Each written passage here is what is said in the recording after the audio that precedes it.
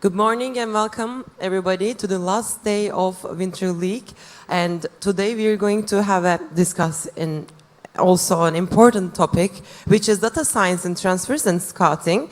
And I would love to invite Didem DILMEN, Communication Director, for doing a moderating today. Welcome, Didem. Hello. And I will invite the speakers, starting with Matteo CAMPODONICO. Hello, welcome. It's hard to say your last name, but I did it. CAMPODONICO. Americo BRANCO, Head of Recruitment at Fortuna Sittard. Welcome. Morning. Good morning, welcome. And Mr. Tarkan, Founder at Comparison8er. Thank you. Welcome. And Didem, stage is yours. Thank you. Thanks a lot. Thanks a lot. Oh, by the way, good morning, everyone, from the last day of the Winter League organization, and it was very, very effective. And we have lots of good questions. We had lots of good answers, and it's great to have all together with the football industry. And today, I have very, very important guests. Mr. Tarkan is founder of Comparison8er, and Americo BRANCO is head of recruitment of Fortuna Sittard, and Matteo CAMPODONICO from Vice Scout, former CEO of Vice Scout. So I'm going to start with the start. So I'm going to ask Matteo, the first days of Vice Scout. So give us a description of the days that first days of data scouting and how Vice Scout became an idea, and what was the general imagine of the days. Thank you. Welcome to everyone, and thanks for the invitation. Vice Scout started in 29. The idea came a bit before. The idea came because I used to provide match analysis services to some Italian Serie A clubs. I started discussing with the sport directors, meeting them, understanding how they work in transfer also. One day I was with the Lazio sport director. It was probably the last day of the transfer window.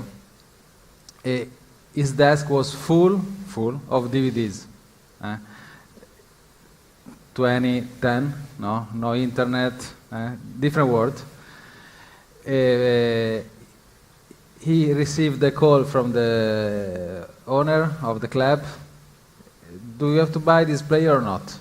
He said, let me check the video. I cannot remember this player. He couldn't find the DVD.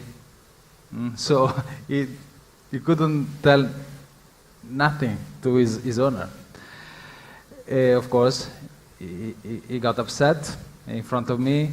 That day, I told him, I can do something. No? So the first idea of a big database, initially of video, then Vice Scout starting providing also data. Grew up that day. Of course, initially Vice Scout was a video database, because also data collection was very hard. Today data collection is easier and easier because the quality of the videos is good. But if you are in the industry from years, you know that 10 years ago, the quality of a video of a second division in Argentina, in Italy too, or in Turkey was not so good. So the pixel definition was very bad, and the mistakes was very common. Also the culture was completely different. When we started Vice Scout, most of the sport director, the scout told, hey guys, you cannot scout a player by video. You have to go, just to go. We cannot trust on video. How side. much better, huh? So it was very hard to convince, no? And then culture started changing. I remember when I introduced data, the data scouting, that today also is part of the job, no, in a club, the same approach. Wow, we are not US NBA. Data and football are two separate things. Today, you know, it's the same as buying house, just going without filtering on internet. Yeah. Same.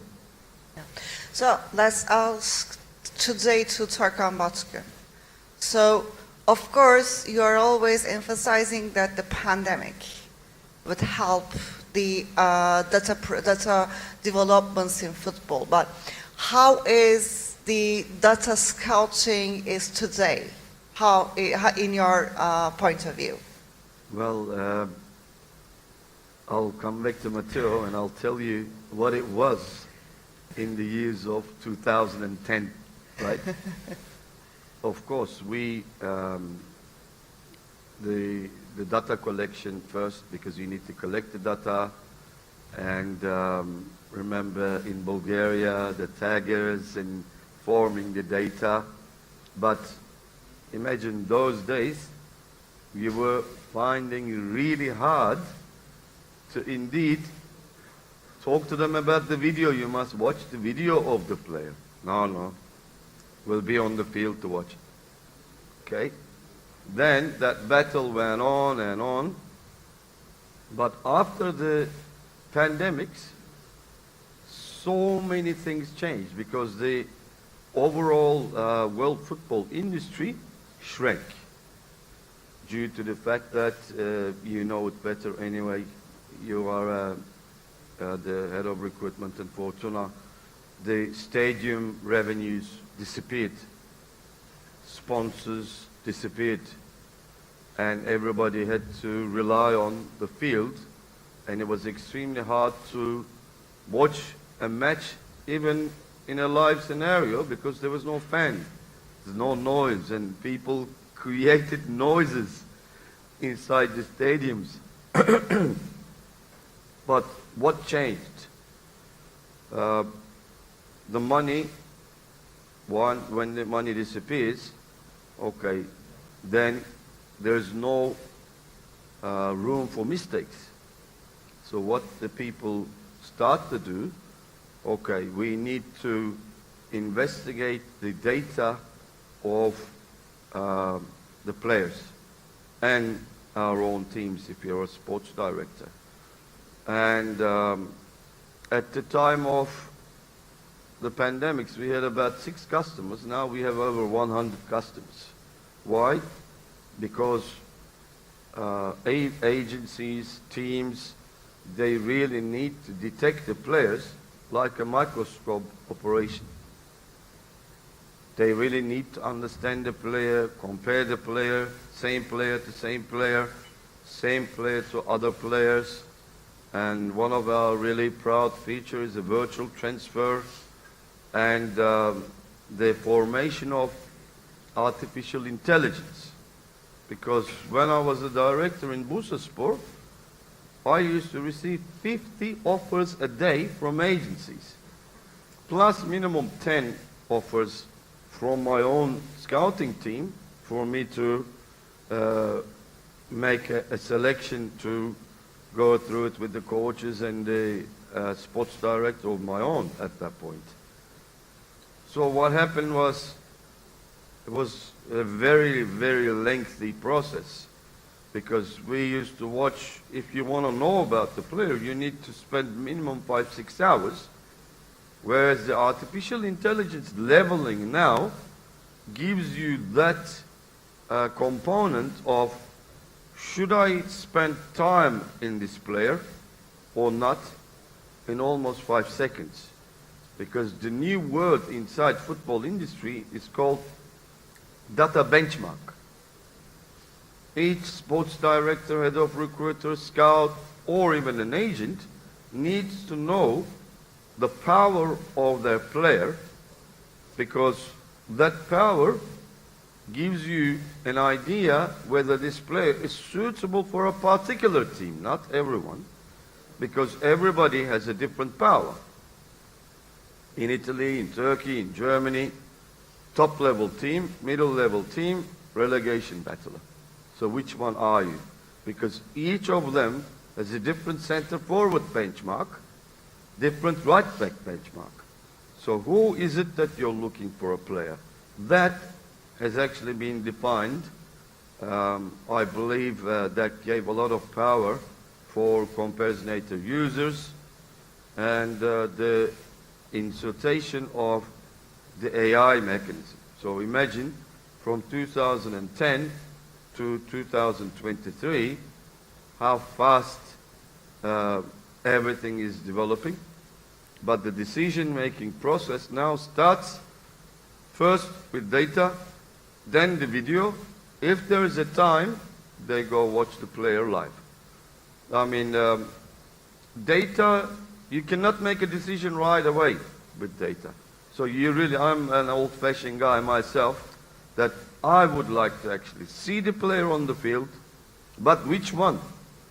So 30 days times 50, so I'm supposedly receiving more than 1,500 players in a normal world. Yeah. So how on earth I can actually investigate all of them? Yeah. So let's ask this question to our head of recruitment. So we have an head of recruitment of Fortuna Sittard, Americo BRANCO. You are one of your youngest heads of recruitments in your generation, and please don't see that people is young. This is a very experienced head of recruitment with the years in this job. So, okay, let's talk about what Tarkan said. So I am a player that I have been recommended to Fortuna Sittard, and you know nothing about me. So, what is going to happen in Fortuna Sittard recruitment department? How do you explore me? How would you understand my performance levels? Good morning, Didem. First of all, just allow me to welcome everybody, say hello to my panel colleagues, and say that I'm very happy to be here in Turkey, a country with so much football potential, a country that has been developing in the last few years. It's the second year of the convention, and not only for such country, I will take a few days off my January, which is such a hard month for us to come here. It's the country of the owners of my club. It's the country of our captain, Burak Yilmaz, and actually his hometown. And for me, I believe that, as I said, Turkey has a great potential, and these kind of events, this kind of work that is being making in the Turkish football panorama will give lots of good results for Turkey in the future, because there is a lot of potential on and off the pitch. As far as what you asked me, and going to what Matteo said and to what Tarkan said, what would happen? I am a little bit, as you mentioned, that I'm young. Well, this is just a way of looking at it. I feel old for the number of years I've been doing this job, so taking decisions for almost 10 years now. And for the fault of Matteo, for 12 almost, I have been looking at his former invention for almost every day for the last 12 years. So he's maybe the reason I sleep more or I sleep less, because I can have matches at different times. But going to what you said, as I said, I'm a little bit old-fashioned, and I will, at the end of my first intervention, I'd like to show you a video just about what is Fortuna, because I believe a lot in life and in football of what is the context. So data is a great tool within the context of the club you are in, of the decision you are making. So I like to look at every decision as a decision, every player as a player. Sometimes you have certain filters for a player at that moment you have to sign, being regulation features that you have to fulfill, be it a situation, specific situation that the president, the sport director, the head of recruitment, the coach have analyzed in the team that the team needs at the time. So you cannot say, okay, let's scout just to scout, this guy is good, But why is he good? Is he useful for you? So we have to be very careful when saying what is more important and what is less important. I think, as I said, data is a great tool, and I would say I use it, and allow me to disagree, Tarkan, in my side, I would go the opposite way. I would scout, then filter, and then use the data to, I would say, compare. Tarkan is here, the comparisinator, so to compare and to give me the right parameter saying, yes, your eyes are seeing correctly, and yes, this guy might give you a little bit of edge on this part of what you need, or not. So I would probably take it to the other way, so actually taking data to fulfill the requirements you need and to use it wisely to make sure that you are the margin of error that you have on a signing, which is very, very big, and that's the beauty of football. We all look at it this different way. We all look at it, you like one player, I like a different player. You like one club, I like a different club. You like a coach and the style of play, I like a different style of play. But I'm not scouting for what I like, I'm scouting for what I need. So this is very important. Now I would ask you to show a video. It's just a video about Fortuna, but the history of Fortuna and the signing policy of Fortuna has to go within what Fortuna has been in the last few years and what the owners want for Fortuna. So let's, if we can we watch the video? Yeah, it's 2 minutes, very fast. Fortuna Sittard, and we can see what is it. If you have the sound, it would be great also. So yes, this is Fortuna. It was the first professional club in Holland. This is the So this is the oldest club in Holland? the oldest professional club. Yes, so the first club to be professional, to sign professional players into other professional sets of players. So the club developed under Turkish ownership in the last few years, and obviously it culminated with the signing of Burak this year. He's a very important person in our project. He can still give us a lot on the pitch, and he's still the top scorer. He's our captain, and I think he will help us develop to give the next step in the next few years. Because our owners are very, very ambitious, but they are not crazy. Everything is very controlled, the budget is controlled, and everything, we are trying to professionalize the club more and more. This is our left back, and he's the player with most matches on the squad right now. He's an English player, George Cox.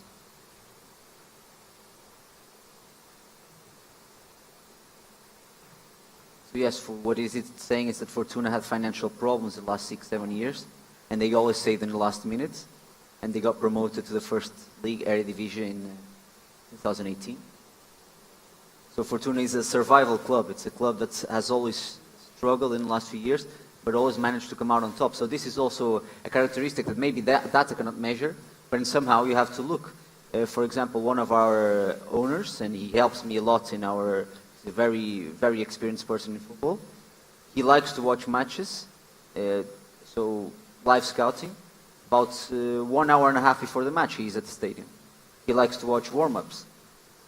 He says he gets a lot of feeling about the players on the warm-up. Yes, so this is the beginning of the process. So we take it from there.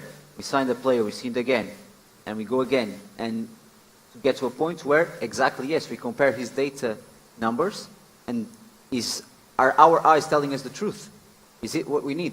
So I am a little bit, as I said, a little bit old-fashioned. I believe in the old school scouting. I believe this influence, as Matteo said, from the Americans, is taking us to the extreme of data, and it will get to a balance. I think clubs can sign basically on data, 100% if they like, and if it works for their club. But obviously it's easier for signing with I don't know, a 10 million budget than it is than to do it with a 100,000 budget. The margin of error there, also with the money you have, may be bigger or smaller. So I like to look at every deal and every player over the years, the club has made to the context of what it is and the moment that it is. And the time you have to sign. If you're signing a player on the 31st of January, you will have to take everything you saw for the last 6 months maybe, or the last year and a half or 2 years. So it's very specific, very specific. I cannot say it in a broad spectrum, this is how we do. We do it like this, like this, like this, because I don't think it's fair. a football player and people, and again, that's the beauty of football. You have so many different influences. You are not buying one thing that costs you X and you can sell it for Y. It's a person that can be at a certain moment in his life where he's more mature and he's ready to put in the work. A person that has a personal problem that can have 2, 3 bad months. So it really depends on it. And I believe, above all, and to finish, on the person itself. So how much you can motivate him, how much you can know him. I will never sign a player without speaking to him, at least on the phone. Myself, the coach, and you. So how's your experience been with Comparsonator?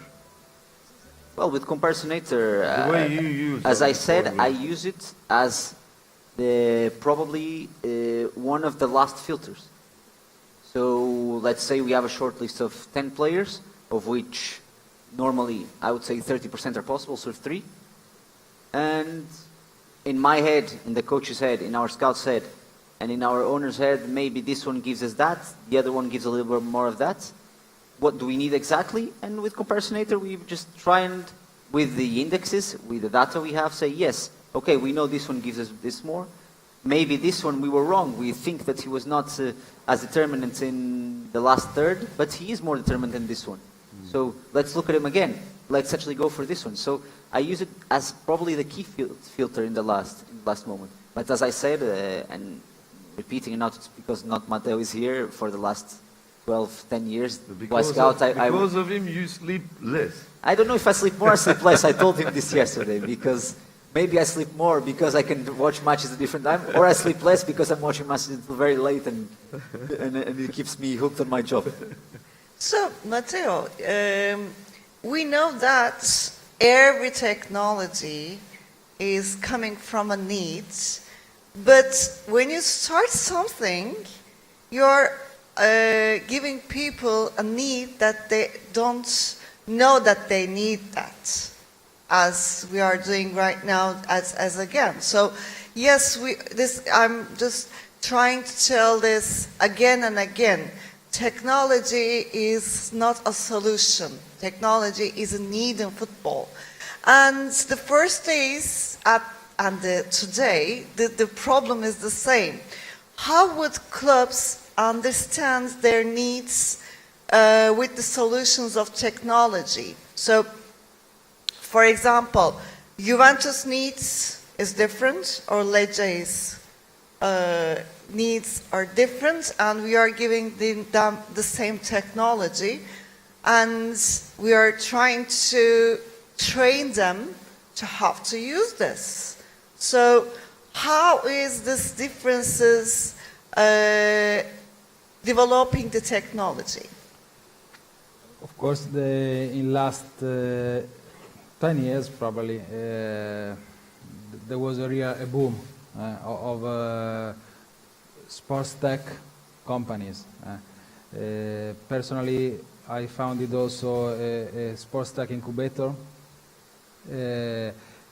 We received a lot of requests of helping from younger startups that want to innovate again football. You know, there are many areas in a club that can be helped by technology. There are startups trying to improve the sleep of the players, to check how players had the night. There are startups analyzing any single movement. Of course, the needs are the same, but organization of the club, the size of a club, the staff of the clubs are so different. Fortuna is a small club. If with the decision really centralized, you cannot think that a sport director with a small staff can use many technologies. It's normal. The same as your iPhone. Yeah. How many apps you have? Hundreds. Hundreds. How many apps you use every day? How many apps you use sometimes? How many apps you could use, but at the end it's okay. So I think this is the same. According to the culture of a single person, for sure the culture of using technology in any process is growing because technology is so useful. At the end, it's saving time, making decision more efficient, no? Reducing the risk, no? Of mistakes, having a sort of backup in your decision. If data are saying this, okay, I can be a bit more sure of my decision. But again, there are different in a club. There are different areas of use of technology. Also in the sports area, there is performance. There is also organization. So any tools that help to improve organization. There is data, scouting, then there is also the media and the fans engagement. This is another word. But you know, I think if you ask a sport director, probably he is receiving every week 1 or 2 proposals of new startups, no, that are trying to improve something. There are startups providing information on injuries. Yeah. No? There are startups trying to prevent injuries, and so. So I'm going back to Tarkan Batkin from where Matteo was talking. So yes, we are aware of the transfers and the scouting with the data. But in this world, maybe clubs and agents are not aware of data, but fans do. So there is a huge amount of people that trying to understand the data and starting to look at football, what they watch through data. So maybe fans can yet understand the importance of data than the clubs, and so with the fans' interest, maybe sports industry may change with the point of the fans' view. What do you think about that, Tarkan? Well, the new topic in the world is actually fan engagement, because before the pandemics, the fan engagement was in a very medium stage. However, once the clubs understood without the fans, there's no football. Yes, you can still watch the game, but without the fans, you cannot enjoy. So the strategy actually changed into, okay, how do we entertain our fans? How can fans embrace the team? But also fans in that the last 2 years period, as you know, we've got different comparisinator Twitter and Instagram accounts. So we understood that the fans need to push, especially to do better transfers. So we started doing a fan engagement project, first with Scouting game. Okay, how much of it that the fans understood? So before the pandemics, not. But after that, we started releasing data backed up best 11s. Okay. Usually, one fan watches only Galatasaray game. The other one watches Trabzonspor game. Or the fan of Juventus watch Juventus game. But they understood the reality. There are other things happening. So we started providing them what is happening elsewhere. So who is the best center back who went to opposition third? The best. So then the fans realized, so according to UEFA Champions League statistical investigation, a team needs to go to opposition third 20 times to score 1 goal. So how many times my team needs to go there? 60 times. Okay. How many times we Galatasaray went to the opposition third, 30 times. Oh, okay, either one goal or two.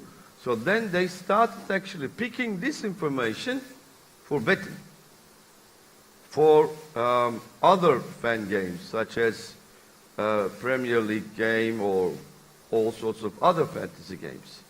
So the fan right now is far more knowledgeable, far more investigative, and in the next 2 to 5 years' time, fans will push the entire industry to a level the player selection needs to be on top.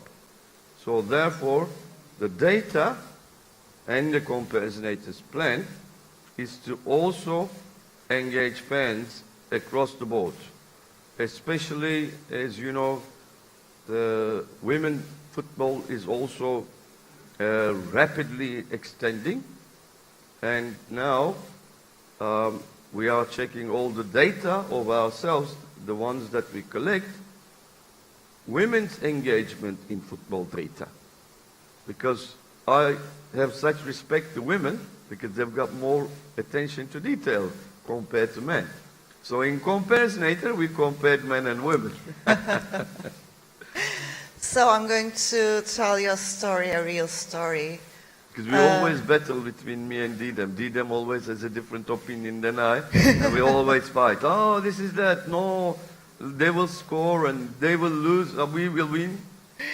Yeah, The always. battle in the office. Yes, we are always. So I'm going to tell you a little short story, a true story, but I'm not going to give you the names.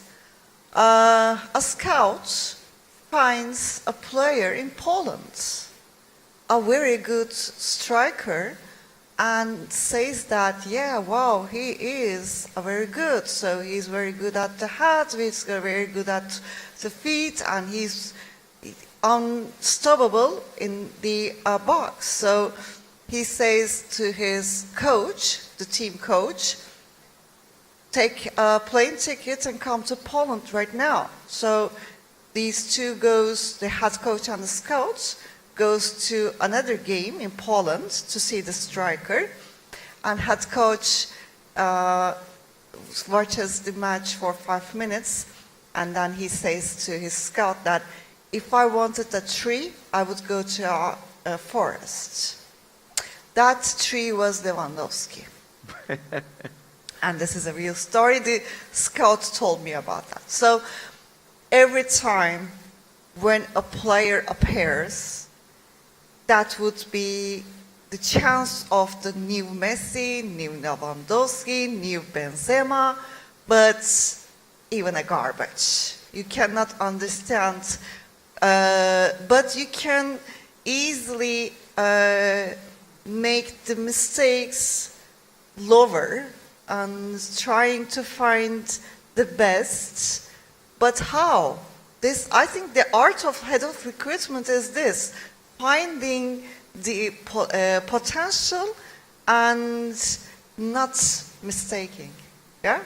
Yes, but just to go back to what you said, I'm sure that scout that told you the story about that tree that is Lewandowski didn't tell you the story about the other 100 trees that never made it, because he only tells that one. Yeah, So yeah.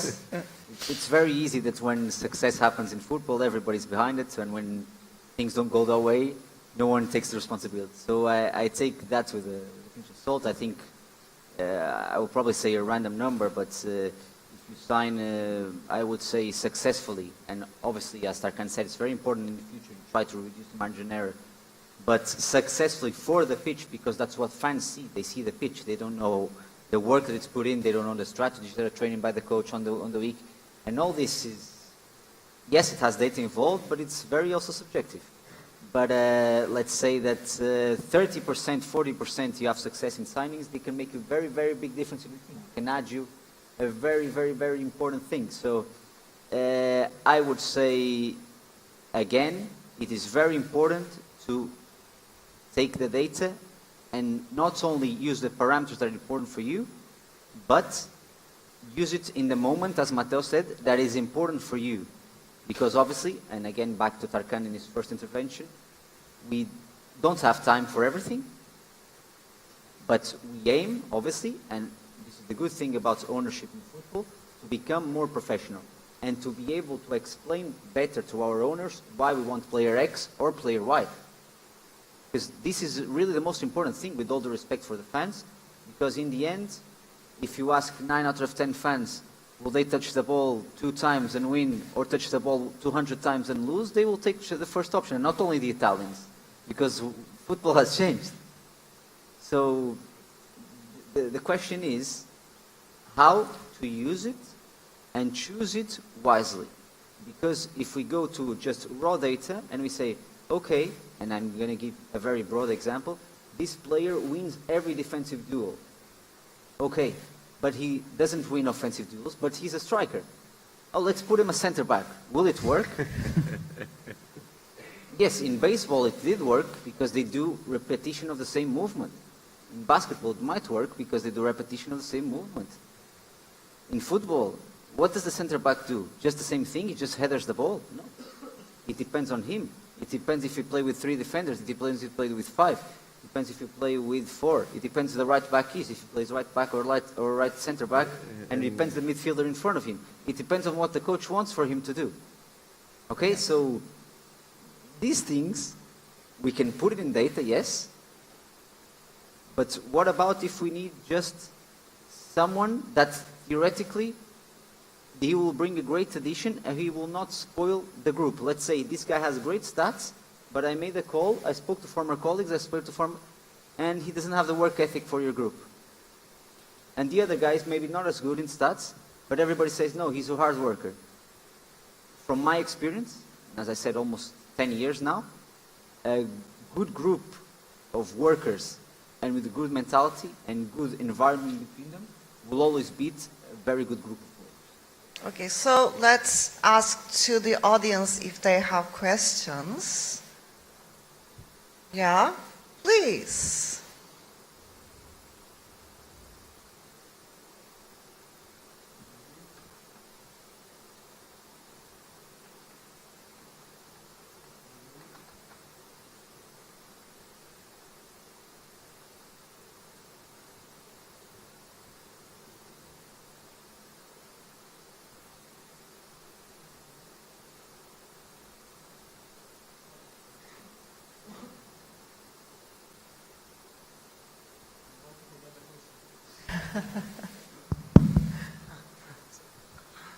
Okay, good morning. This is Fatih Abogadayal from LTT Sports.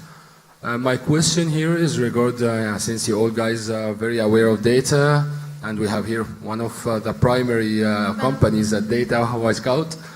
Do you guys think that the booming of the data companies, because now we have like maybe 100 or 100 plus data companies, do you think that's something good or bad? Because sometimes I see a bad perspective because the talents on the market of data became now is quite rare because a lot of companies and a lot of people who just want to copy a successful models. So do you think that's a good thing or a bad thing? Because I see a bad perspective, but I'm just curious about the advantage of that, because what I see now that a lot of sales guys with less experience, when they approach anyone and someone like asking them a pure question about technicalities on data, they are not able to answer.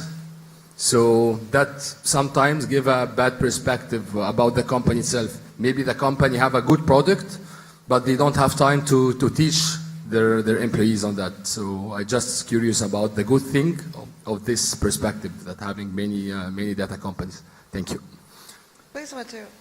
For sure, in any industry, competitions helps to improve.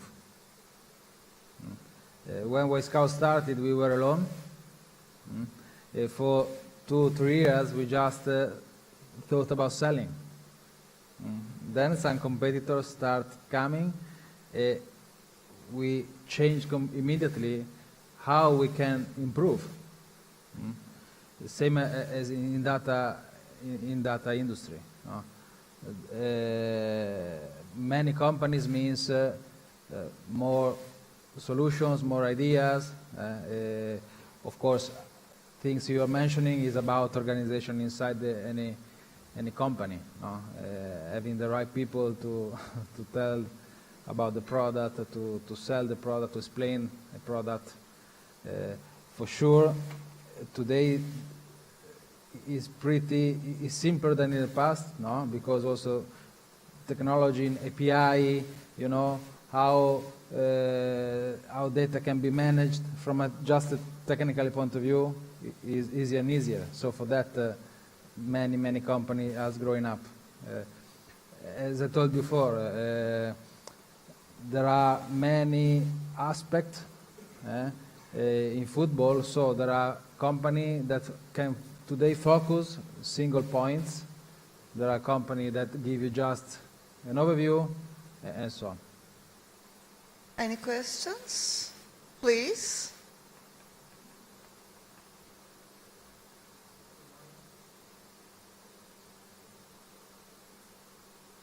Okay. Okay.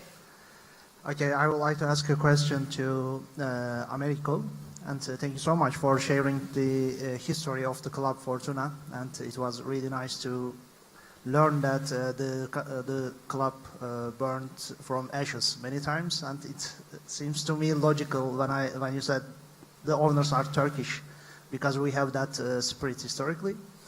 And when I come to the question, you are talking about data, and he also mentioned about there are a lot of different data, but what I see a really big amount of that data focusing on the physical abilities of the players.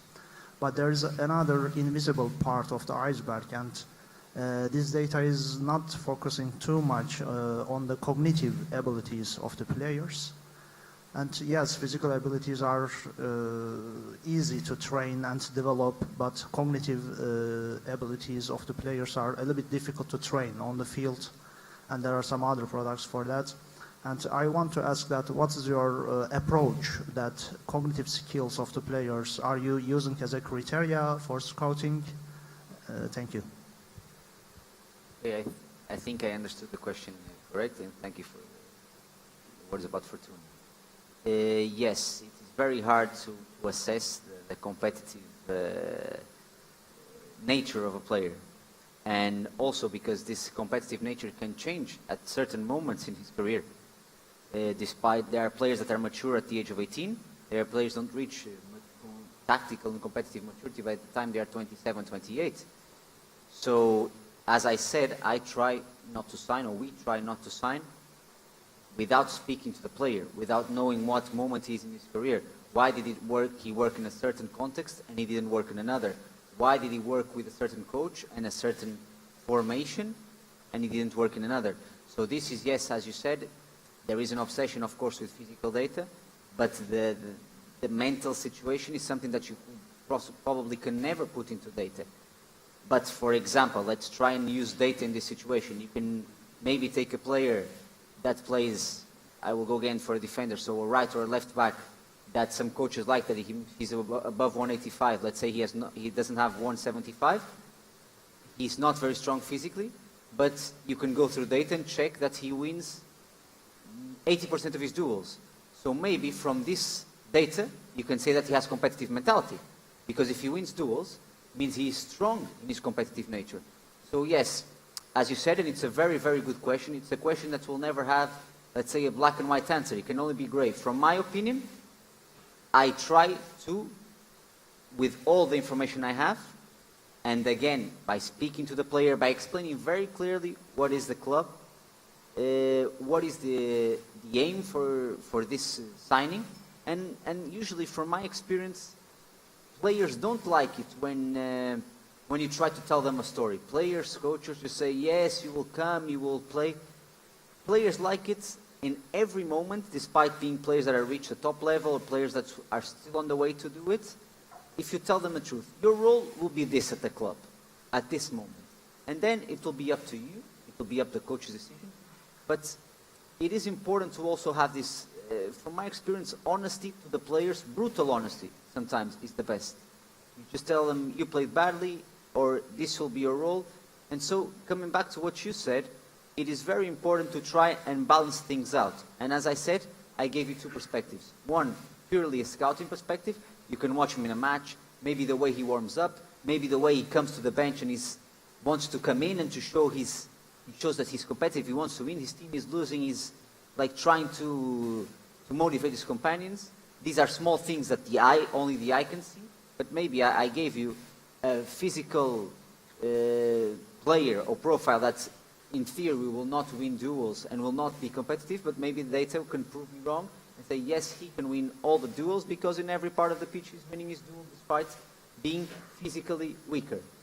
Otherwise, if we didn't have this, football would be played just for guys 1m85 and full of muscles, but it has changed, so it's not only for athletes, it's not only for football players, it's for someone in the middle. So we have to, as I said, I don't think and we will ever, and that's why we are all here and why we all love football, have an exact parameter to say, yes, this is a good signing or yes, this is a bad signing. There are so many influences, so many things.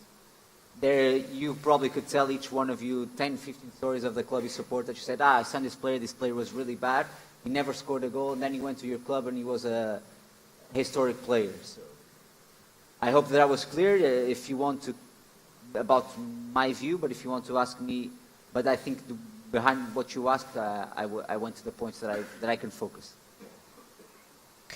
So, Tarkan Batkan, what is next in data scouting? And what is next in Compensator? Well, what's next?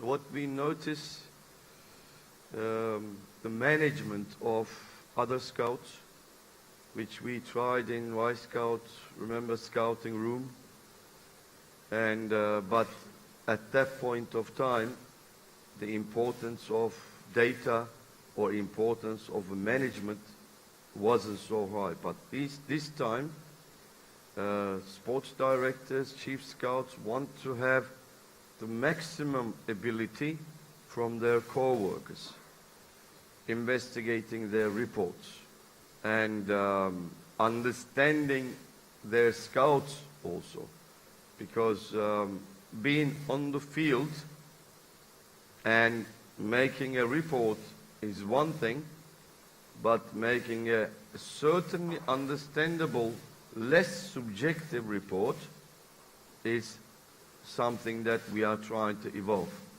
So as the teams, winning teams, they always win the game because of the blocks have the same space between them. So they go like this and come back in the same space.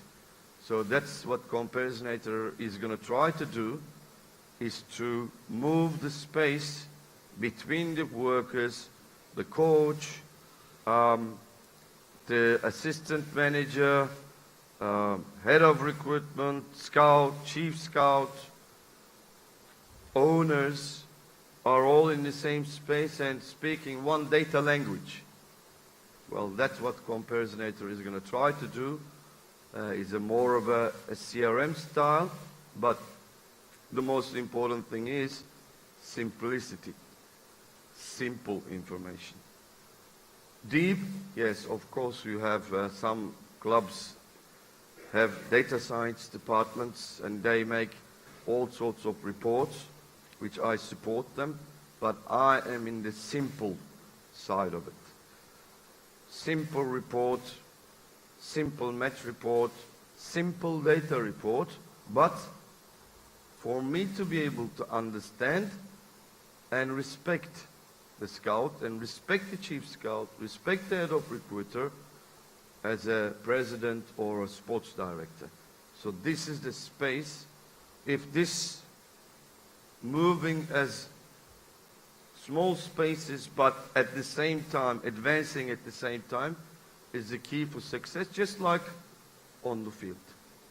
Thank you very much, Tarkan Batkan. Thank you very much for your great point of view, Americo, BRANCO, and Matteo.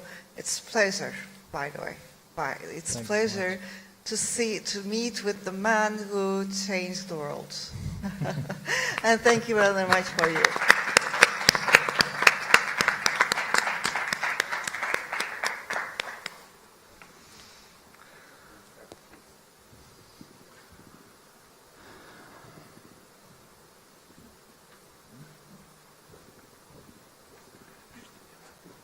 Gerek yok ya.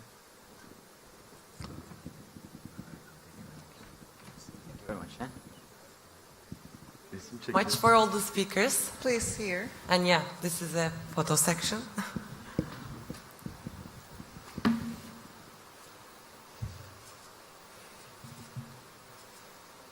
Thank you very much. Thank you for all the meaningful speech. Thank you. And we will have 10-minute break. After we will be back with the new topic and the new speakers. Thank you.